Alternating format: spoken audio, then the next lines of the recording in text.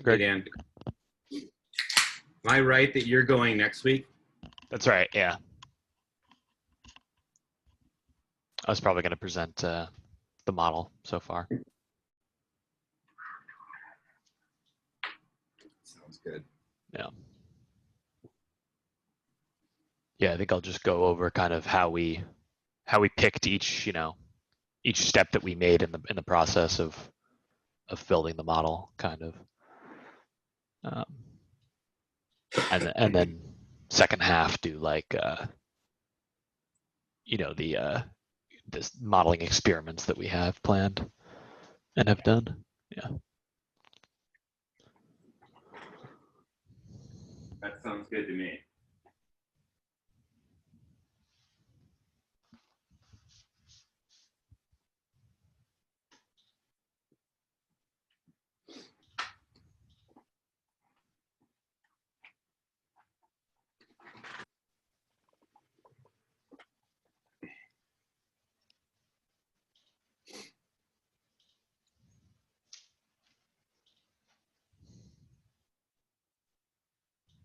Hi, Spencer. Hey, how's it going? Doing okay. Good.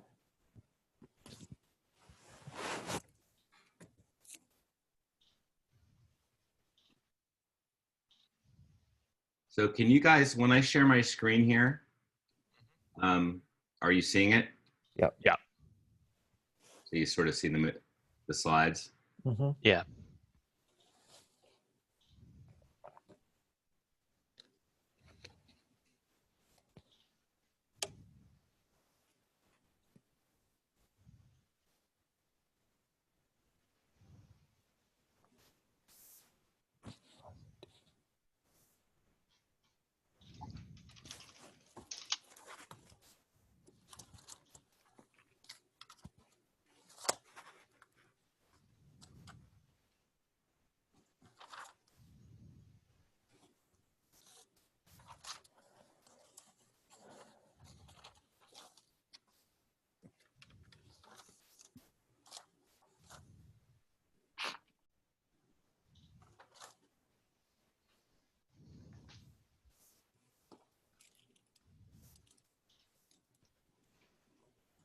Hi, Sudeep. Hi.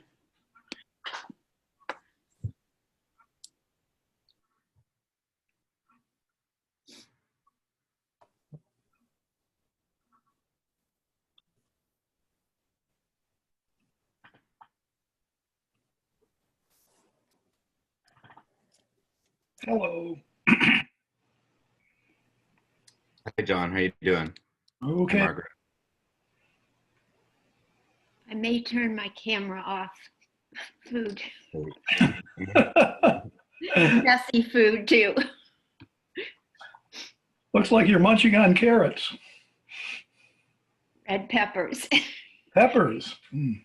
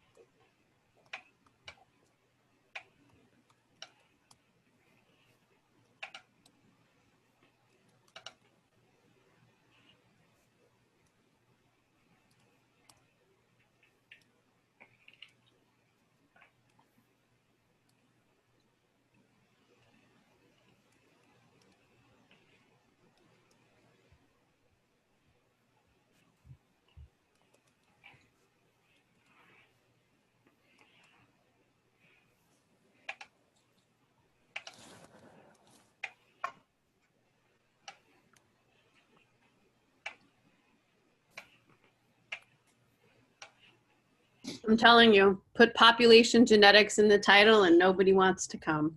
It's like my evolution class.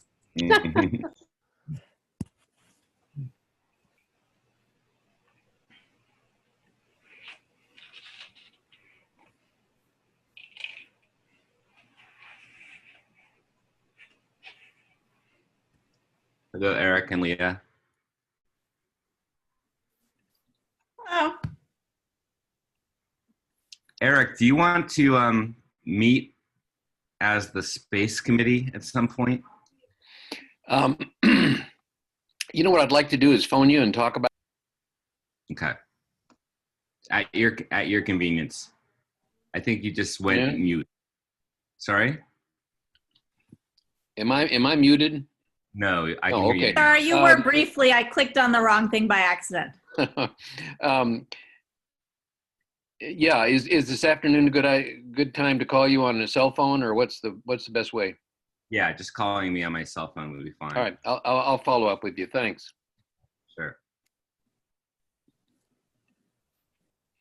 Okay, let's see. Does anyone have any announcements? I believe the next speaker is going to be Dan Boris, but I wanted to give people a chance to make a public service announcement if there's anything that needs to be said. I'm going to speak in the applied math seminar Wednesday of next week. It's at noon. And as soon as I figure out what I'm talking about, I'll send an announcement. Okay. Anything else?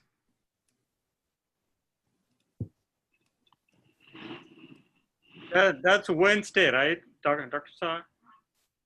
Yes, that is Wednesday at noon. And yeah, we'll forward it to the biomath list once it's all settled.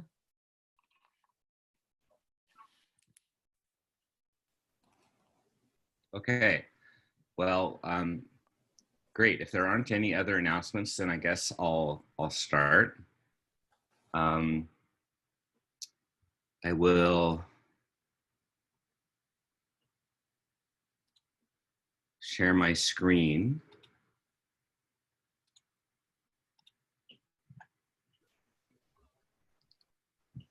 See, can everyone see the screen at this point, the slides? Yeah. Yes.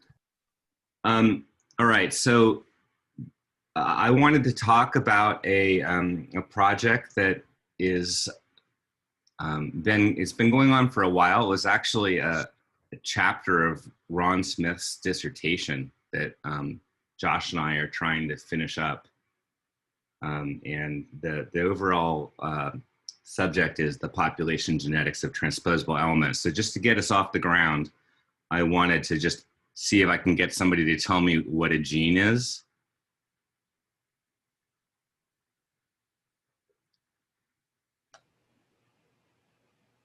This is a task we're supposed to tell you?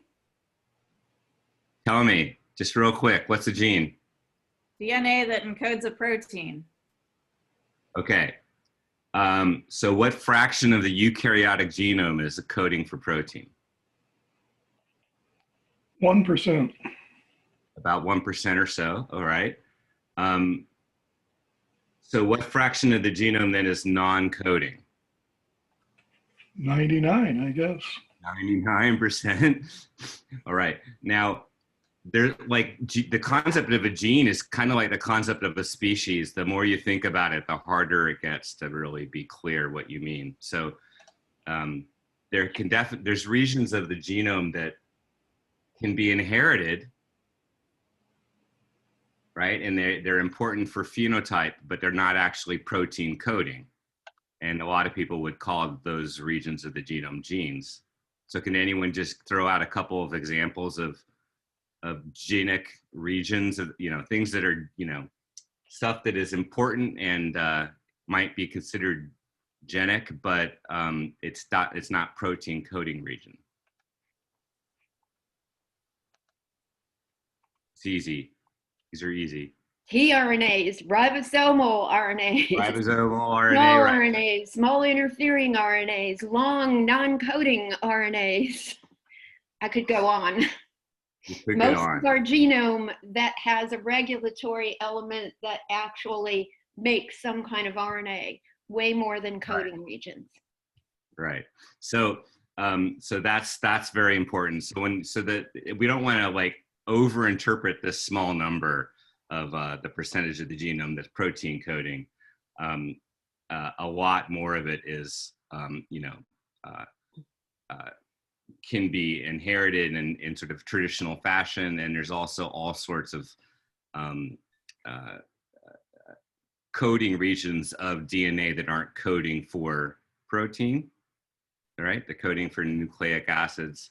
And then there's also many regions of the genome that are important as regulatory elements, right? Where like transcription factors would bind. You could call those genes, and things like enhancers. It's really complicated. And so if we started to ask ourselves the question, in what percentage of the genome is actually functional, right? So we're broadening our definition out. What do people guess here? Are we thinking? Define functional, please. Functional? Define it, Well, please, and then we'll give you an answer. Is that a hard thing to define? No, the answer will change based on the way you define functional, though. So functional meaning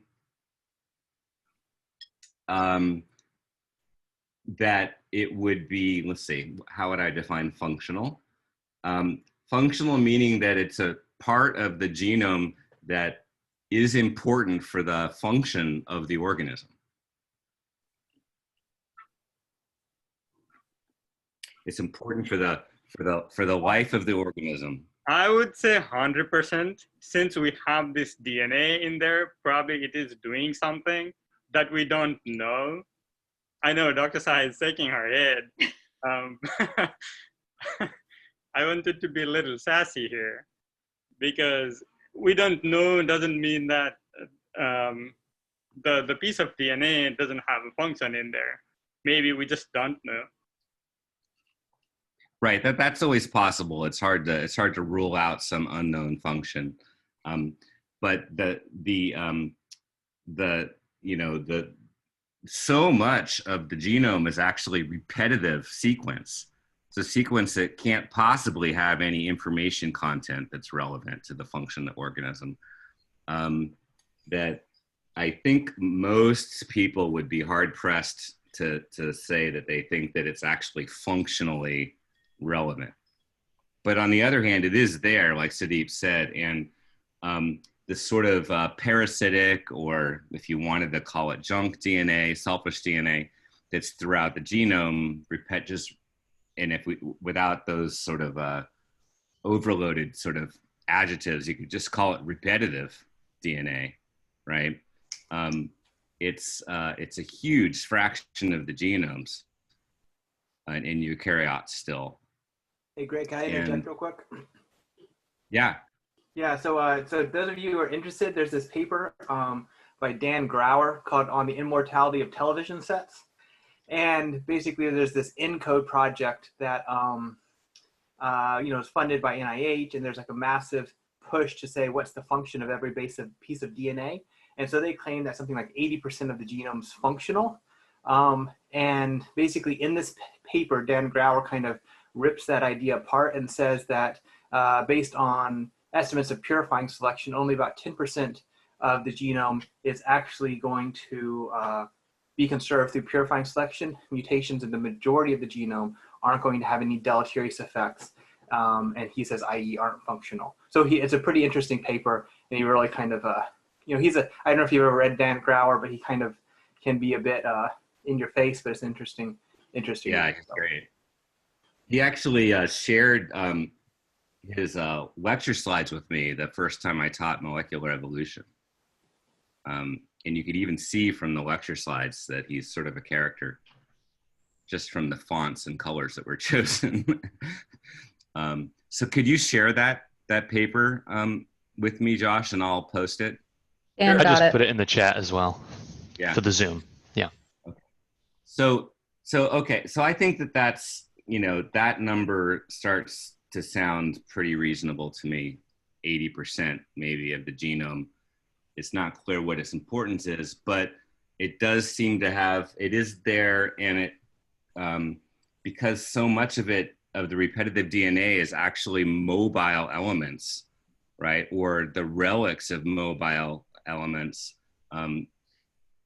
It suggests that that they've had well, there's a number of reasons to think they've played a major role in evolution, right? So for one thing, if you have a mobile DNA element that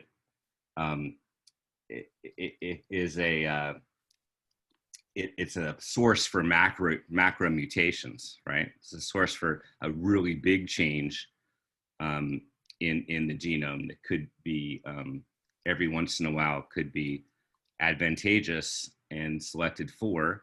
And even if that's not happening, so if it's not contributing to the variation in populations that's selected for, it's still extra DNA that has to be replicated. And so it's going to be causing at least a little bit of, it'll be deleterious to some extent, right? Just because there's energy that's going to waste as you sort of continue to copy and have to work with this extra genomic sequence that's not serving any functional purpose. So there's two major classes of repetitive DNA that potentially can mobilize, and one class is called transposons. They're elements that transpose directly as DNA. So we will sometimes call these cut and paste elements. And they're very relevant to things like bacterial antibiotic resistance, right? You can have an important gene that's actually moving around through horizontal transfer in populations, and that's sometimes happening through this process of the genes encoded on a mobile piece of nucleic acid, referred to it as a transposon. Retrotransposons are actually they're transcribed into RNA first, and then that RNA is reverse transcribed into DNA, and it's that double-stranded DNA that's then inserted into the genome. So people will sometimes refer to this type of mobile element as a retrotransposon, or a copy and paste mechanism. So retrotransposons have a lot. Some of them have a lot of homology and mechanistic similarities to viruses that go through the same process and will actually enter a genome and be latent there for a long time. So there's probably some connection between retrotransposons and viruses. But there's other retrotransposons where the mechanism is different than that seen in most viruses. So both of the classes of mobile elements occur in complex eukaryotes, but it's these retrotransposons that are actually the most abundant. So here's this distinction that we want to make between the transposons that are cut and paste, where the double-stranded DNA is inserted, sort of leaves part of the genome and then moves and transposes to another part. And these retrotransposons, where a copy of them is being made through an RNA intermediate, and then that's reverse transcribed, and that double-stranded sequence then inserts somewhere else. Okay, so just colloquially, we can just refer to this as a cut and paste mechanism here for the transposons, and a copy and paste mechanism for the retrotransposons. Hey, Greg. And yeah. For the ones that are cut and paste, how do you get more of them? You don't. So there's a fixed number that can never change? Well, I wouldn't say you never. I mean, it's a good question. When it's a cut and paste mechanism, we're not thinking that most of the time what the result is two copies, right? Whereas with the retrotransposons, that is what's being suggested. Josh, do you have any understanding of, is it just that there's relics of sort of leftovers that haven't been cut out when the transposition events happen? Yeah, so you can increase cut and paste during recombination. Unequal crossing over can give, so like when the chromosomes align, you could have potentially things in repetitive regions where you have a lot of cut and paste, things could not align properly. That could give rise to more transposons in that region instead of being perfect homologous recombination. It could be slightly non-homologous, and that you could have misalignment. Also during DNA replication, it's possible at DNA replication to increase copy number based on errors. So you can sometimes get replication of cut and paste transposons using those two mechanisms. Okay, thanks. Yep. Thank you, Josh. So here's a little bit of the, just give you a sense of how many different types of transposable elements there are. And I guess one of the most famous transposons is the P element. That's what is very important in Drosophila, and a huge fraction of our genomes are these line and sign elements, which are retrotransposons. I won't have much more to say about this, but because the level of resolution for the modeling that we're doing is really just the distinction between transposons and retrotransposons, whether the mechanism is cut or paste or copy and paste. Josh, is there anything that you would want to say about this menagerie? Not right now. I don't think it's. I think for this talk, probably it's not necessary to talk through all the differences. So let's just talk about now what you might expect if you were to go into the field and actually look at a population that was natural and interbreeding, and you just measured sort of the proportion of that you measured the transposon load or the retrotransposon load. So the proportion of the genome that was actually these mobile DNA elements. And so, and we're going to call, we'll just think of this as a count, that there's an integer number, like how many TEs of a given family are you able to observe in a genome from an organism where you've gone out and collected it and sequenced a bunch of genomes from the field.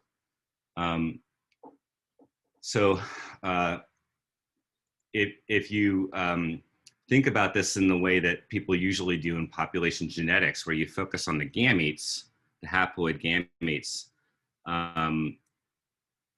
then you might, we don't have to worry about the fact that the organism is diploid for the moment.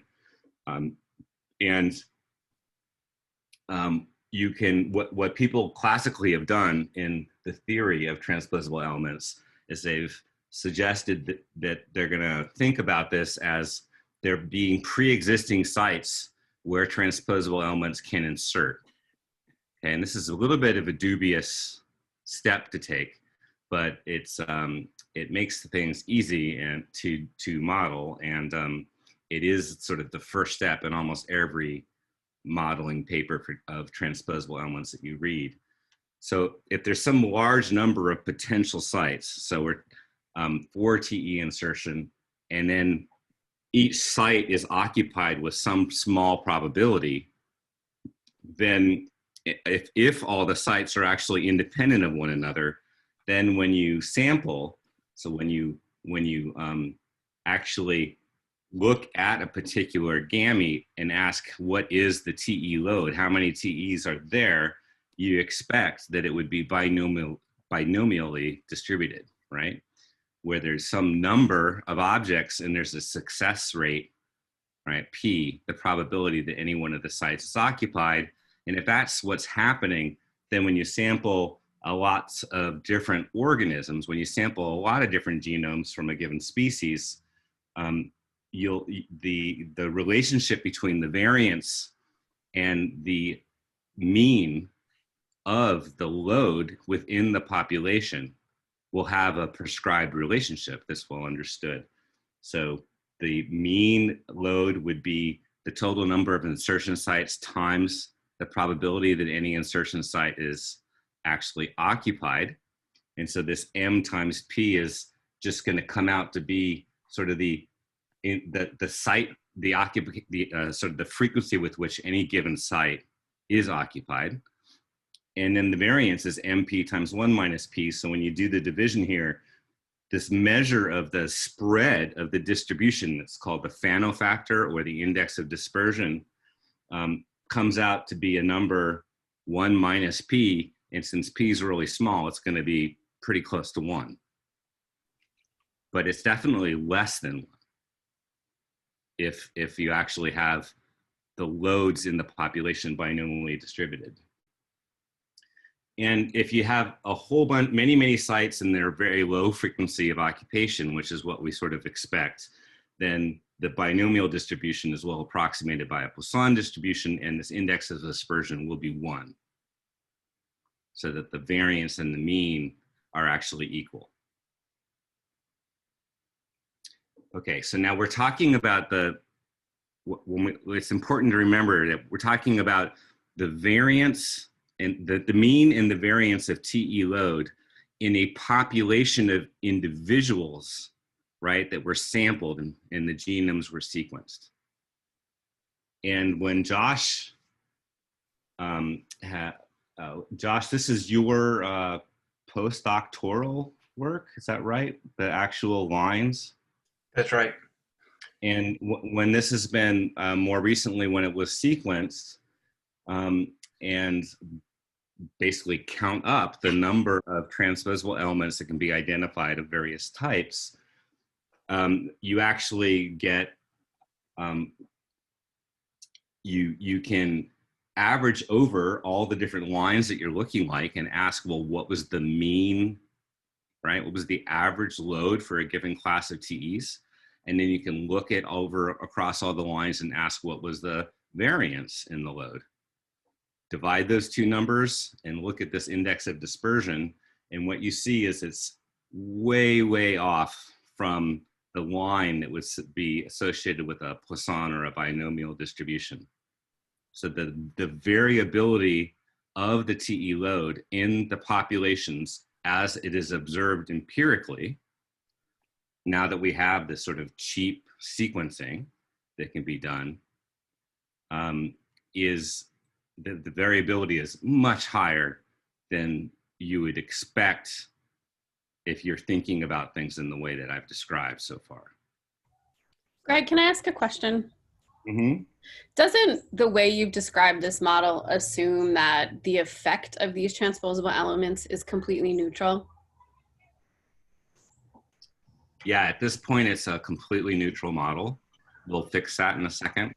Okay, then never mind. And it is, and what it is, and what I'm talking about is not meant to be any innovation on our part. It's just the classical presentation of the population dynamics of TEs. Sort of goes along this is the argument that was made in the 1980s by Brian Charlesworth and coworkers, and it's persisted in the textbooks anyway. And maybe just one note about this population, just for those of you who so these 164 individuals were randomly sampled from one large natural population. Had about 100,000 individuals in it. So basically, we just randomly sampled natural observed variation within that population. So it's not across the entire species, but it's more of thinking about this one interbreeding population. Yes, and that seems true for the Drosophila. The open symbols down here that are actually analysis that Ron did on a Drosophila data set from an inbreeding population, an inbred lines from a natural population, not natural, but yeah, those are Cootie McKay's lines from like the NC State farmers market. So it was a natural population originally, but then the lines are inbred, they become homozygous, and then you sequence. Is that right?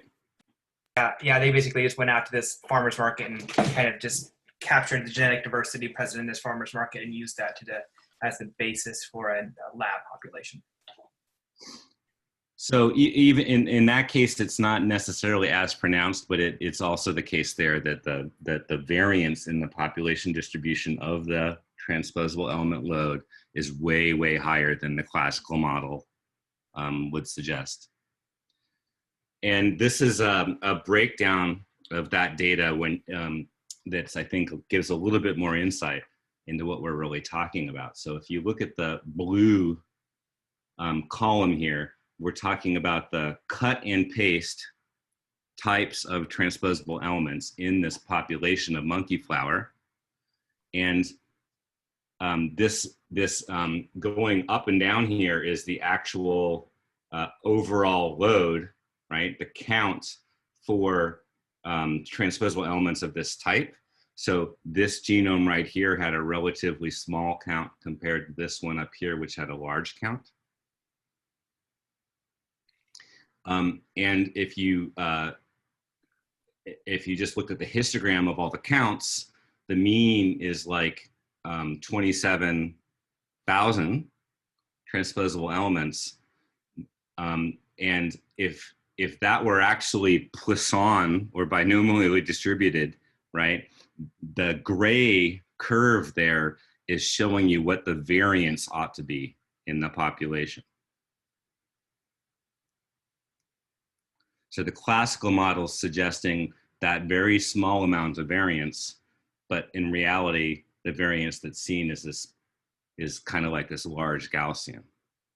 Okay, so it's extremely overdispersed, and that's true for both of these species, for both of these data sets. It's true for the cut and paste, and it's also true for the copy and paste classes of transposons. So does everyone understand what I mean now by saying that the population distribution of TE count or TE load is overdispersed? Is that any questions about that? Okay. So when you start asking yourself, well, what would the possible reasons be for this overdispersion? I guess this is what the data is driving us to think about. The first thing that you might ask is, well, the modeling was of haploid gametes, and so is the fact that the organisms are actually diploid perhaps contributing to the variance? And the answer to that is probably not. If the diploid genome is actually the load in the diploid genome is the sum of two gametes that are together because of random mating, right? Then these two loads for the haploid gametes are going to be identically distributed and independent random variables, and you can just quickly calculate that the index of dispersion for the diploid population is going to be the same as the index of dispersion for the haploid gametes. Right? So that's just a consequence of the independence of the loads within the gametes.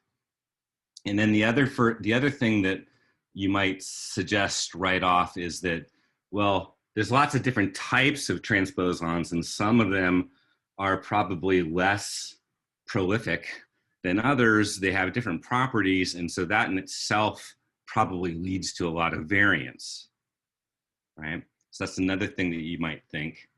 But actually, when you think about it a little longer, let's say you had two families of TEs in the population, and one of them was this load N1 and the other was the load N2. And let's say that the index of dispersions for the two families was F1 and F2, then you can do a little calculation. Well, first of all, just from the definition of what the dispersion is, you know that the variances were F1 times N1 and F2 times N2, right? And then let's say that we weren't able to distinguish between the two families, and ask what would we observe, and the answer is that you would get kind of this composite index of dispersion that is easily related to the indexes of dispersion of the two families in isolation. Okay, so the idea we're saying here is that it's this composite measurement that you're actually making, but in reality, in the background, there's these two different families and their properties are really different, but you don't really know that, right? And so the question is this index dispersion F, that's the composite value, just large because of the difference between these two families? And the answer is that it isn't. So the composite index of dispersion is actually like a weighted average between the indexes of dispersion of the two families. And so it's bounded by those values. And basically, as you think about it, you realize that the fact that the TEs are of lots of different types and might have different properties is not an explanation for the overdispersion that's observed in an experiment like Josh Pusey has done. And another way to say that, is you can look at the individual families here, right, and see that they're all overdispersed, and you can look at them as a group and see that they're all overdispersed as a group as well. So you're not going to see overdispersion unless there are families of TEs that have this property. It's not just a consequence of heterogeneity of TE type. That's the second point to make. So once you sort of rule out those first two sort of trivial reasons why you might see the overdispersion, we're kind of left with, okay, well, what is going to give rise to the overdispersion? And the approach that we're taking in this project, as you might guess, is to build a simple model of the population genetics that's a little bit more mechanistic than the classical model. And then analyze the model and let the model tell us which of these mechanisms that we build into the model are actually the ones that lead to overdispersion. The way that I thought it made sense to extend the classical population genetic models is to think of the randomly sampled haploid gamete, to think of that to just model the dynamics of the distribution of loads of gametes, right? So out there in a randomly mating population, there'd be some large number of gametes. Each one has a particular load. And so just sort of think about left to right here. This is a histogram of all the possible loads that you could have, ranging from 0 all the way to every site being occupied. So that would be M.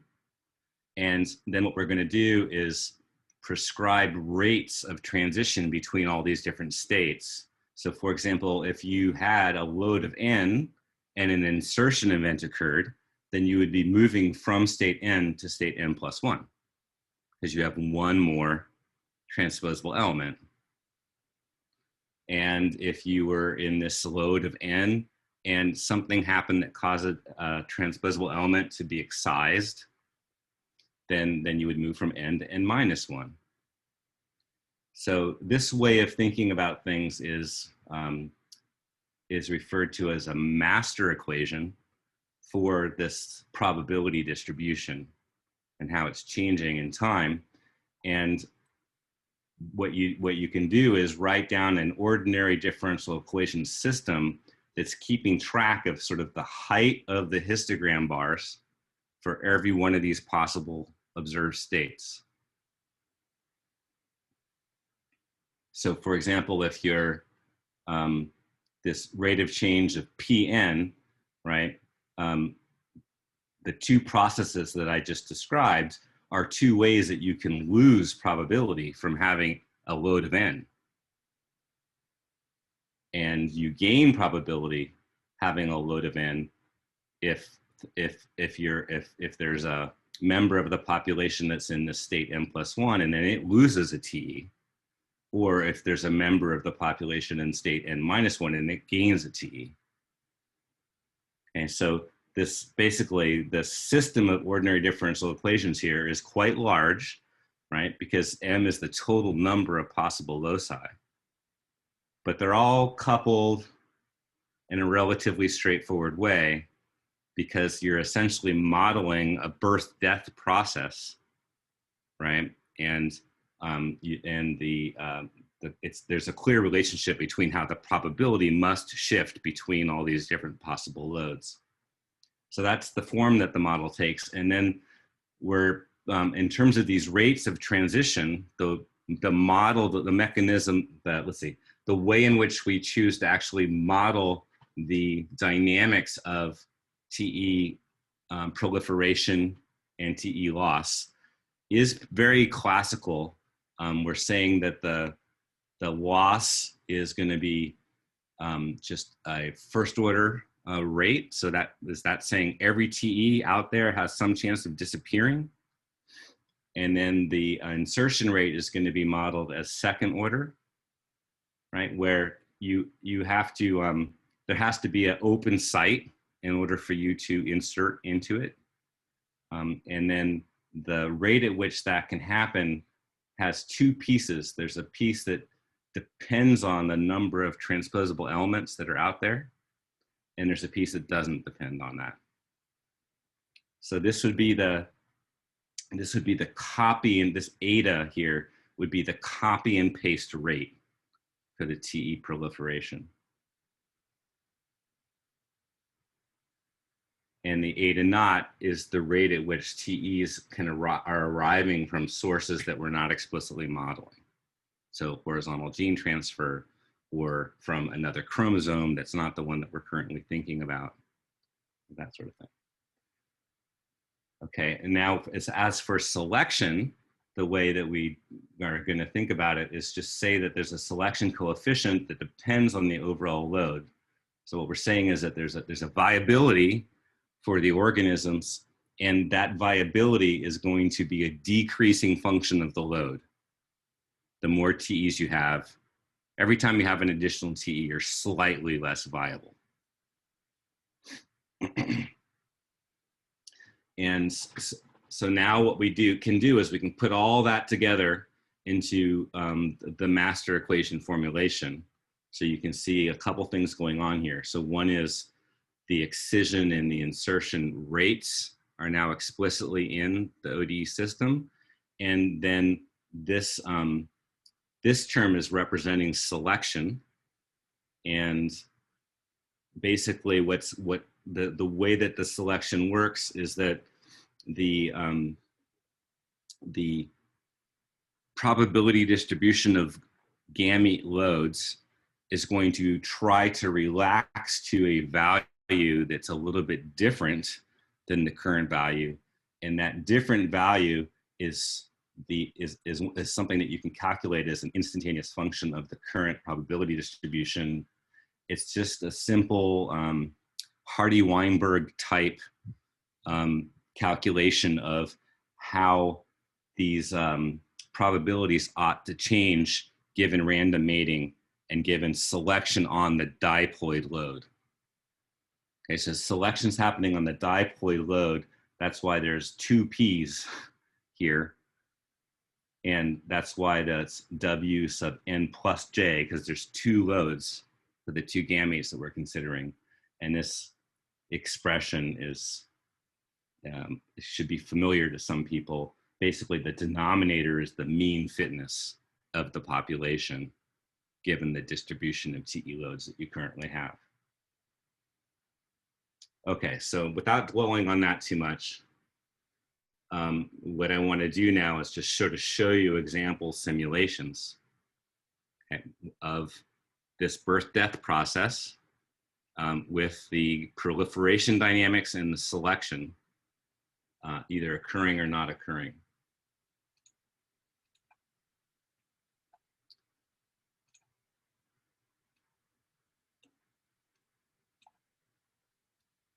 Okay, so this is what you're seeing here are the dynamics of that model. It's actually a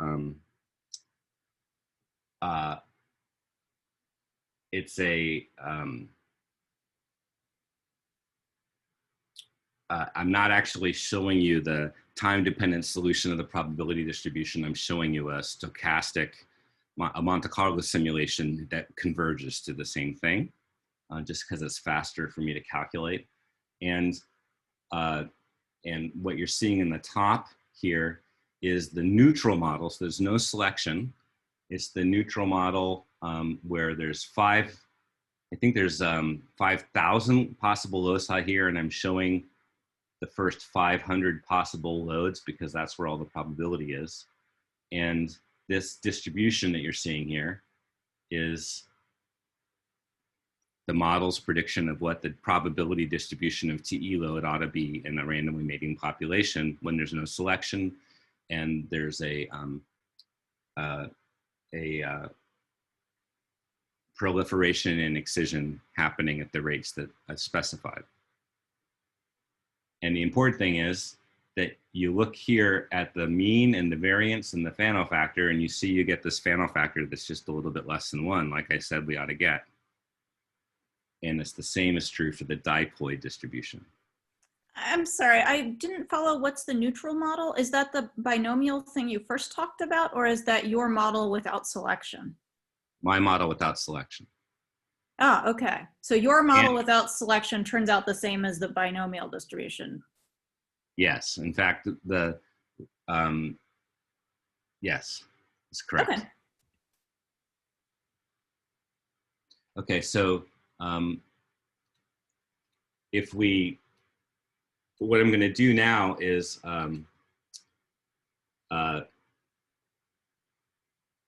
show you still a neutral model, but I've set this so that the retro transposons are more active. So there's more copy and paste insertion as opposed to just cut and paste.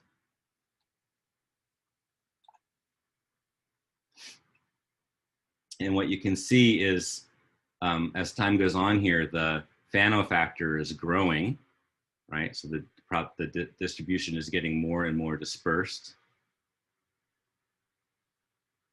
Eventually, it's going to reach this this steady state that I can calculate analytically. And the same will be true for the diploid distribution. The Fano factor, ultimately here is going to be around 10, I think. So what the comparison of this simulation and the last one is showing is that the copy and paste mechanism itself, if you model it mechanistically, can lead to overdispersion. So essentially, as opposed to the classical model where you assume something about the variance by assuming that you have this binomial probability distribution of for the loads, here we're simulating the dynamics of the proliferation and seeing that when you have copy and paste transposition, you can get the overdispersion occurring as a consequence of that mechanism. And then here's a simulation that includes the selection. So in this simulation, it's now the diploid distribution starts to become more relevant. This line, this exponentially decreasing line here is telling you the relative viability of organisms that have the various diploid loads.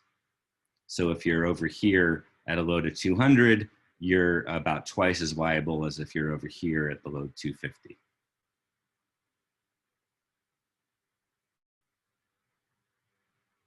And basically what this calculation is showing you is that if you don't have the copy and paste mechanism,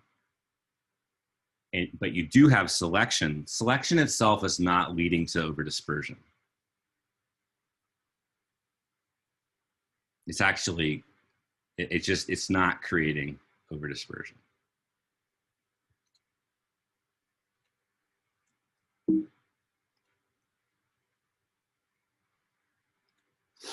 Okay, so the bottom line of those calculations is basically showing Here's a a figure that's going to appear in the paper, and it's basically showing you that these distributions where you have a large Fano factor, where you have high overdispersion, are obtained by including the copy and paste mechanism. In fact, one of the things, this plot is showing the index of dispersion, the variance, and the mean as you change this copy and paste rate. And what's happening is there's this sort of peak here in the middle where your index of dispersion starts to grow when the copy and paste rate is close to balancing the excision rate. Okay, so there's details in the parameters of these models where if they're almost balancing, if these two mechanisms are almost balancing, that's creating the overdispersion. And the other sort of take-home message from the simulations that we've done so far is selection generally doesn't increase dispersion. You can find individual cases where it does, but that really only happens if there's a small number, if there's a very small number of loci that can be occupied by TEs, and we don't feel that that's a very realistic regime to be in. So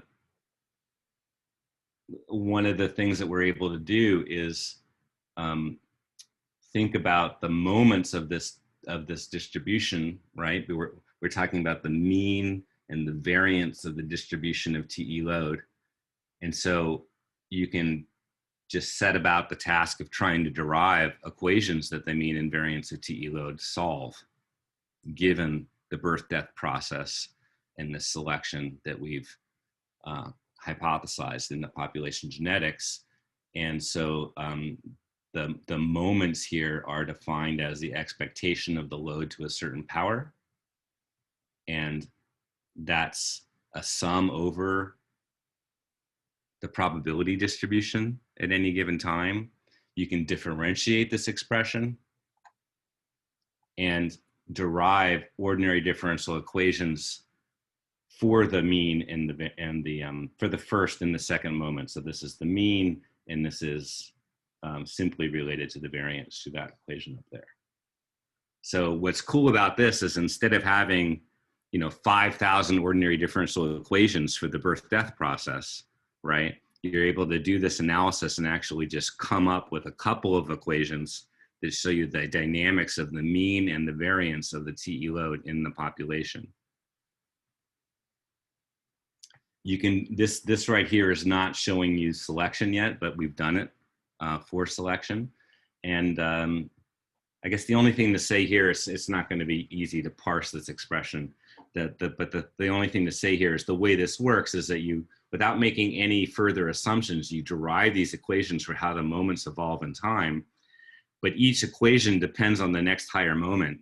So there's a bit of an art to figuring out how to stop the process and at some point do moment closure, where you assume something about the higher moments and how they're related to the lower moments. And that gives you like a self-contained system of ODEs. And then you can convince yourself that the closure that you chose works well by comparing this simple model with the full model.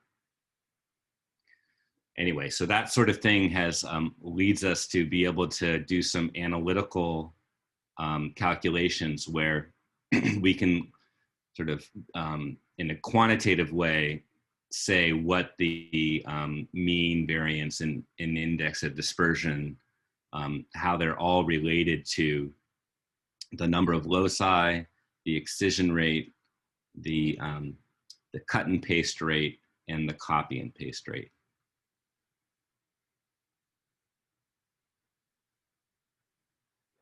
All right, so to finish up, the main point is that when we sat down to try to develop a population genetic model that was a bit more mechanistic than the classical models to see if what mechanisms might lead to the observed overdispersion,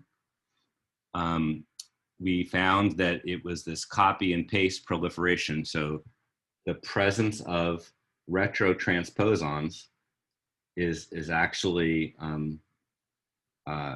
is in itself enough to lead to the overdispersion in populations. And in particular, the other thing was that purifying selection on TE load does not seem to be generating overdispersion for the most part.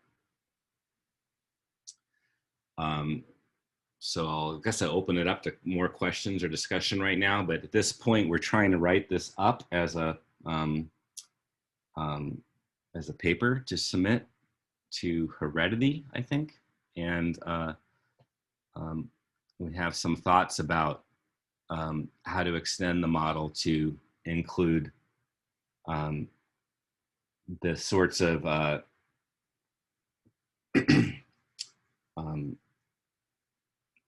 well, to include recombination, and I guess I'll stop sharing the screen. The thing about recombination is that on the face of it, recombination is actually expected to decrease the overdispersion because recombination causes there to be less less linkage.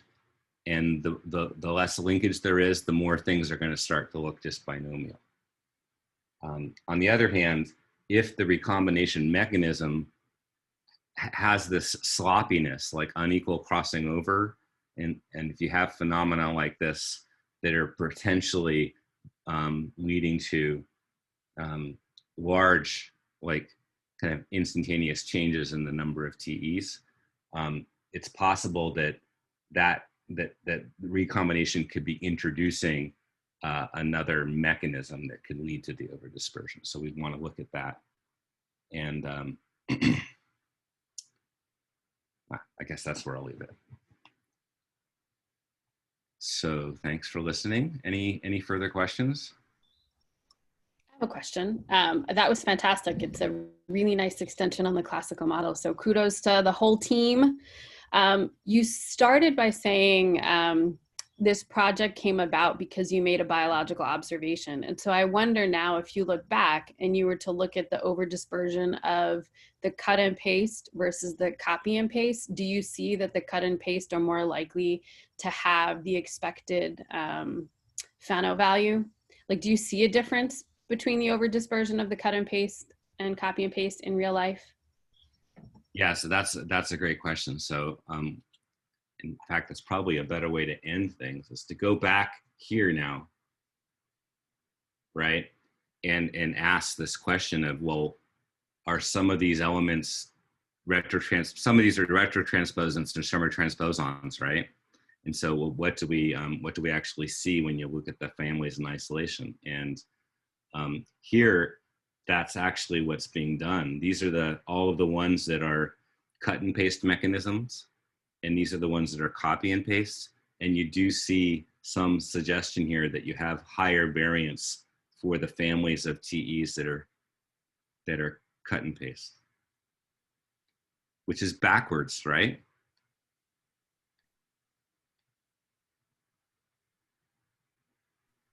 So what's happening then with those? Good question. But that's in Mimulus, and in Drosophila, we're seeing what we expected. Now we didn't do this, not see what we expected, and then do Drosophila. We had all of the data, but then when you look at it this way and you compare the two different classes, this sort of perfect story from the narrative of the paper would be if they both ended up like this, where it was the copy and paste transposons that were more highly dispersed, right, within the population. But we're seeing the exact opposite result in Mimulus than we are in Drosophila. And so I would say at this point, I don't know, Josh, do you have any ideas of why there would be this difference? Yeah, I mean, I think there has to be something else going on. So I think what it seems like so we were inspired by this biological observation. The modeling suggests that copy and paste can lead to overdispersion. But then when you look at the real data, it seems like maybe like it doesn't necessarily match directly. So it doesn't say that copy and paste is the only way to generate overdispersion, but it could be a way. And one thing that I think, I mean, and Ron did some initial analyses of this, is what we're assuming is that that different TE loci are independently inherited. So like the chances that you're getting one is going to be independent of getting the other. However, oftentimes, in Mimulus and a lot of other species, you see TEs are in blocks. Recombination does a bad job. I mean, you see in these TE dense regions, recombination rates are low. So biologically, TEs are in recombinationally suppressed regions. So you might be inheriting TE as blocks. And as soon as you start things breaking non-independence, you're inheriting things together, that can actually impact your variance. So what I wonder is thinking about recombination not only as unequal crossing over contributing to increased variance, but possibility non-independently inherited TE loci could actually give rise to larger variance. So I think we don't know. I think we can suggest a potential alternative mechanism and say, we've learned this thing about copy and paste, and we'll go from there. I really like the, one of the things that's interesting is that let's see, so we have this index of dispersion, the Fano factor, and if the index of dispersion comes out to say 10, right? One of the interpretations of that, you can do a little calculation and show, oh, well, I would expect a Fano factor of 10 if the TEs were actually moving around in blocks of 10 on average. So it's a very simple kind of interpretation of what this Fano factor might mean if we're talking about this other sort of explanation that Josh has just given. So I guess the way that we would model that is that we would be modeling our loci would be any region between two genes. And then you would allow there to be not just one TE or none, but any number of TEs in a loci between two genes. And then you'd have some description of how often these errors in recombination would be leading to a loss or a gain in the number of TEs in those regions. Is that what you're thinking, Josh? Yeah, something along those lines, for sure. Because recombination, I mean, is, we have recombination hotspots a lot of times near the start of genes. So that could, genes are pretty well mixed up generally. I have another thought for you guys. So you're still modeling transposons as being neutral. So the selection is coming from the number of transposons that an organism has. And certainly I agree with you guys that there's a cost to the number. But really each transposition event is actually a mutation that you can draw from a distribution. And you could say the fitness effect is pretty close to zero. But there are probably times, rare times, when the transposition event is beneficial and more times when it's deleterious. And this would be a really hard thing to model. But I wonder if there's a way that when a gamete is going from one class to another, you could draw from that kind of distribution. Because my instinct is that there'll be times when you're just going to knock something out of the population, right? Because there was a deleterious mutation, or when it's beneficial, you get more copies along the edges of those particular things. Like it would be irrelevant to the number of transposons, but it could get some of those classes to be overrepresented compared to what you would expect based on this basically binomial process. So that's much harder for a future research, but I think that's the piece that's missing, is that most transposition events may be neutral, but not all of them will be, and that could lead to overdispersion. So you would essentially be modeling selective sweeps that would be carrying some overall load with them. If not a sweep, then just an increase in frequency or decrease in frequency. And even if you just model it for one generation, right? You don't have to keep track of every single transposable element, but from one generation to the next, you might get multiple copies of something and lose one, right?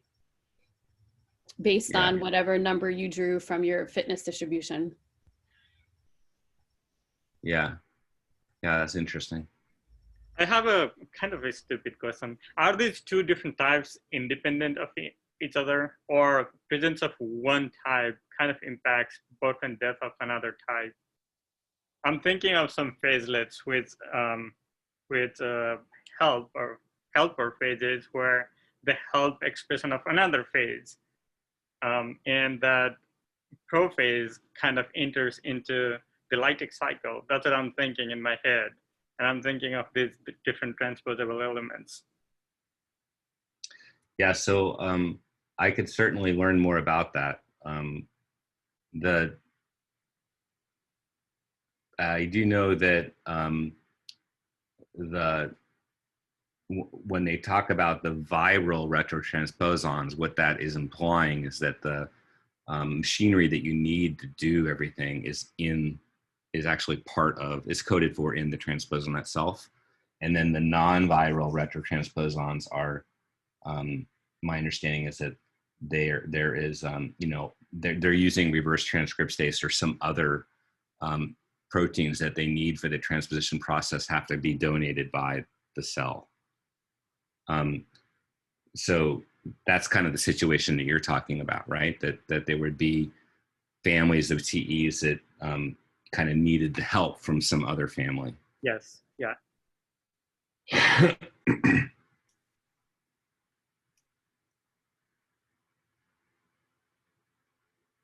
Yeah, that's a really good question. I mean, I don't have any intuition about whether that would lead to more overdispersion or not. Yeah, I mean, for this assumption, we're assuming that the TE mobilization machinery is not limiting, right? We're assuming that there's not a limitation there, because if it was a limitation, you could imagine, you could get all kinds of wonky things that might be real, but we're not including that now, because I mean, there are definitely cases where TE can co-opt other pieces to use, to move around, but I think it's hard to include that here in this model. I just thought I would add, this is sort of fun. Industrial melanism in the moth, the sort of famous selection example, is due to a transposable element. So there you go, fitness effect. Nice. It's a fun example. And there's a interesting gender and science connection, right? Because of Barbara McClintock, just a great story of like her experience at Cold Spring Harbor. I guess Jen had time at Cold Spring Harbor, so she was familiar with the lore of that episode. But her work with maize, there's a really good book. There's a biography of her called "A Feeling for the Organism," which is highly recommended. I can't hear you, Jen.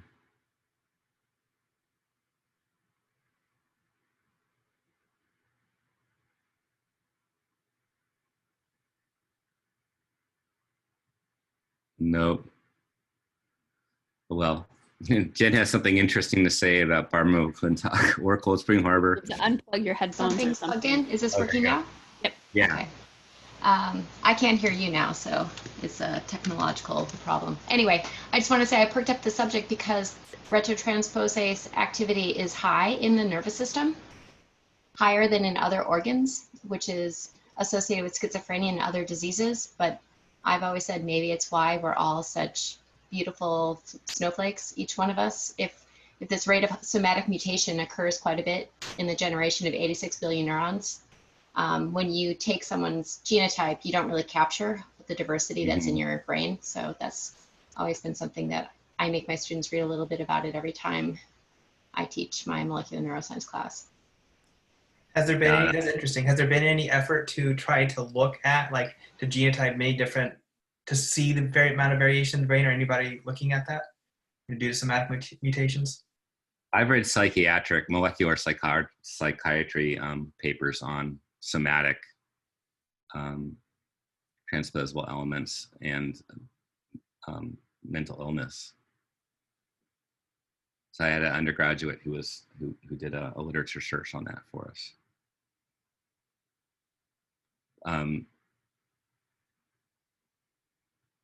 So I guess everything that we're doing in our population genetic model is from the perspective of the gametes, and so there's nothing sort of somatic in these models at all.